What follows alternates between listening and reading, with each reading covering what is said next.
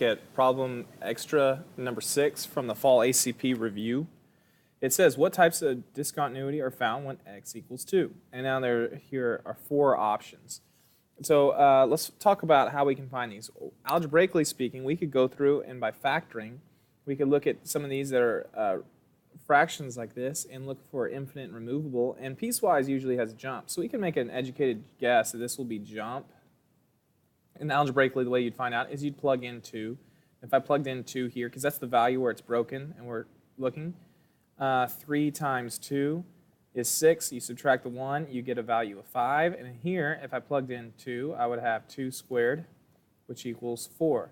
And you can see how those values jump. It jumps from 5 to 4. So this is, in fact, a jump on this one. Here, if I wanted to do the algebra, I'd have x minus 2 over, and I would need to factor this.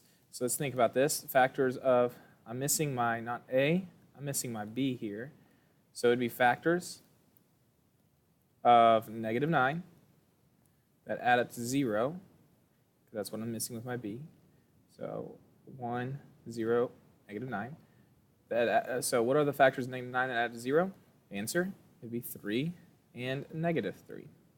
So what you do is you split this power in half, so it becomes x plus 3 and x minus 3. Nothing cancels, so these would be both infinite on the denominator. That's where you look for discontinuities, are the denominators. This would be infinite for both of these, but neither one of them are at 2. So at 2, this one is continuous. At 2, there's no break.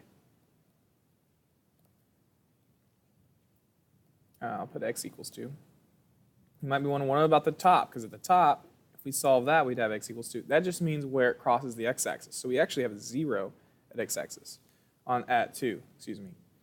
Next one, if I factored this, the top is a GCF, so we could say that x is in common. If I factored out that x, I'm left with x plus 2. And on the denominator, again, this is a difference of square, just like this one was.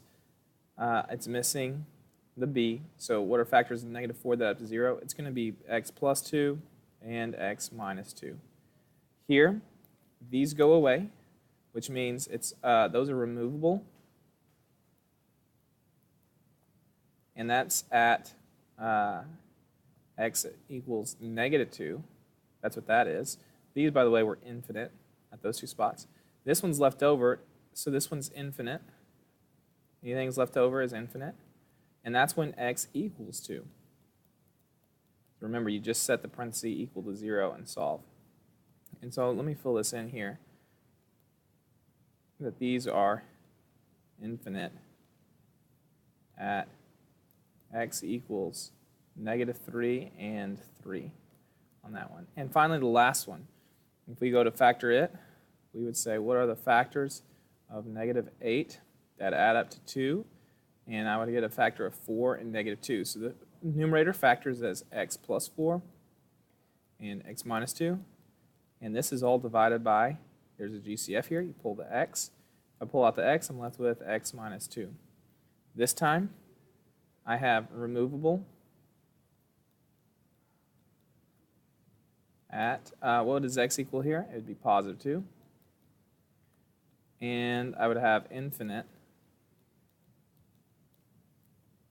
at x equals 0. Now the problem originally asked for what's found when x equals 2. So if we went through here and just kind of circle them up, we would say at x equals 2, this one was continuous, this one was jump, this one was infinite, and this one was removable. Now you could also use the calculator as well on these. You could graph and look. And so I'll do that as quickly as possible here. If I want to add graph, the first one's piecewise, so you hit the button next to 9. You find the piecewise button, you tell it how many equations there are, which there are 2 equations. And so the first one was 3x minus 1, and its domain restriction. Let's go over here. The domain restriction is that x is less than or equal to 2.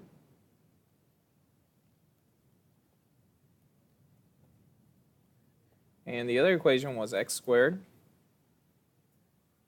Whoops, what just happened there? X squared, and the domain restriction was that x is greater than 2.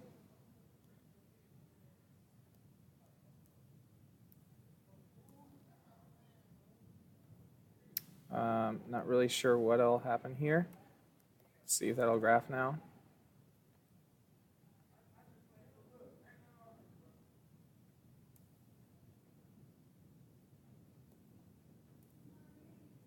There we go. And you can see this graph does have a jump there. It jumps from one place to the other. The other equation that we had, the next, was x squared, or x minus 2, x minus 2 over x squared minus 9. And this one we said was continuous, and as we discovered, it does hit at 2. It actually goes through the x-axis at that value. So that's what we discovered on this one. The next equation was that we had x squared plus 2x, x squared plus 2x. What is going on with my calculator? Here we go. X squared plus 2x. And all that was over x squared minus 4. And this one we saw that it was infinite at x equals 2 because the graph goes to infinity. Let me move some of this out of the way.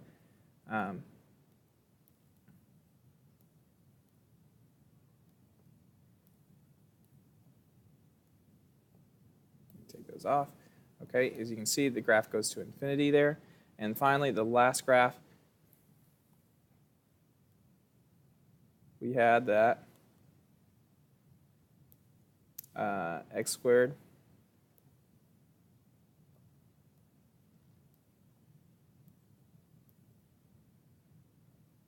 plus 2x. Why is it? I'm sorry.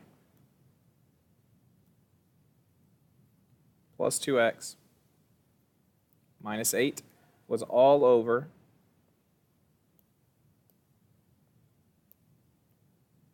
x squared minus 2x. So when I graphed that, I saw here, it looks like it's continuous at x equals 2, but if you go to table, and I'm going to take off this other graph here. If we went to our table and checked it, so I'll go to Control T, and I'm looking at the fifth equation at 2. This one we had the jump.